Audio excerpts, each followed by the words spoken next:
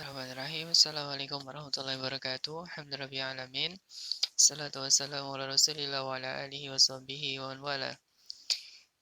Hadirin rahimani wa rahimakumullah. Anak-anakku di kelas 7, alhamdulillah di kesempatan kali ini kita bisa bertemu kembali dan insyaallah kita akan melanjutkan pelajaran kita di pelajaran tafsir.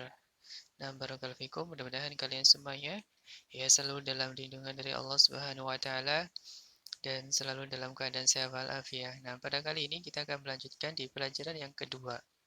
Nah, bisa disiapkan buku kalian di pelajaran tafsir pelajaran yang kedua. Nah, barakallahu fikum. Pada pelajaran yang pertama, kita telah membahas tentang masih di surah An-Naml, yaitu kisah ya Nabi Sulaiman alaihissalam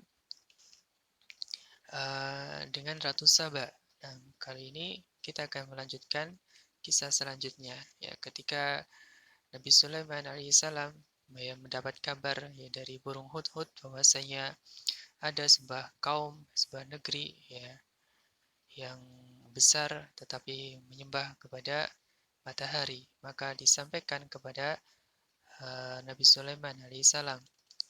Kemudian Nabi Sulaiman alaihissalam ya berkata kepada burung hudhud, ya, kami akan lihat apakah kamu benar ataukah kamu termasuk orang-orang yang berdusta.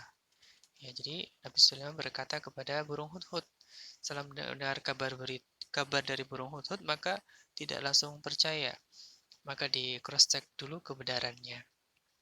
Kemudian Nabi Sulaiman alaihissalam merintahkan kepada burung hudhud ya untuk membawa sebuah surat ya kepada Ratu Saba ya. Pergilah dengan membawa suratku lalu jatuhkan kepada mereka. Kemudian berpalinglah dari mereka lalu perhatikanlah apa yang mereka bicarakan. Nah, ini dari perkataan Nabi Sulaiman kepada burung hudhud. Nah,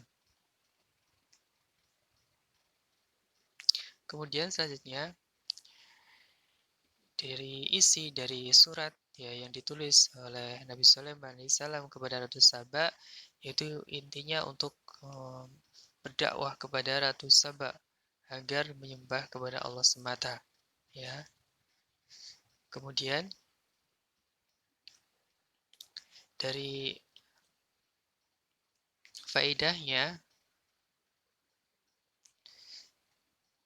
setelah tadi dilanjutkan ayatnya bahwasanya setelah surat itu sampai kepada Ratu Bilqis ya, maka Ratu Bilqis berkata kepada pembesar-pembesarnya, ya sesungguhnya telah dijatuhkan kepadaku sebuah surat yang mulia. Sesungguhnya surat ini dari Sulaiman. Sesungguhnya isinya ya diawali dengan kata Bismillahirrahmanirrahim. Maka janganlah kalian berlaku sombong kepada aku dan datanglah kepada aku sebagai orang-orang yang berserah diri. Ini dari isi surat dari Nabi Sulaiman. Nah, diawali dengan Bismillah. Nah, barakallahu fikum. Kemudian faedahnya ya, pertama disyariatkan untuk berdakwah, mengajak kepada Allah semata. Seperti Nabi Sulaiman, ya mengajak kepada Ratu Saba untuk beribadah hanya kepada Allah semata. Nah, dan kita juga semestinya begitu. Ya, kita mungkin punya teman yang beragama non-muslim, coba kita ajak dengan baik-baik ya, agar meninggalkan peribadatan kepada selain Allah. Nah, kemudian disyariatkan memulai ya, sesuatu dengan basmalah ya. Terutama di sini adalah di awal penulisan. Ya, sebagaimana yang telah dilakukan oleh Nabi Sulaiman alaihissalam ketika menulis surat kepada Ratu Saba, maka dimulai dengan kata Bismillah ya, dan kata Bismillahirrahmanirrahim. Nah, ini dari apa-apa yang bisa kita contoh ya.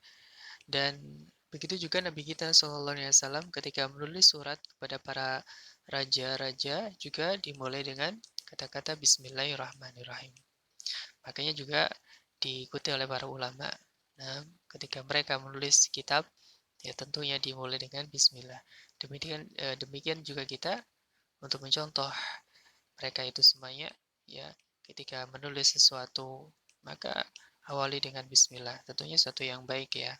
Nah, kemudian juga sebagai praktek ya perilaku keseharian setelah kita mengerti tentang hal ini bahwasanya kita untuk selalu berkata jujur ya dan menjauhi dusta.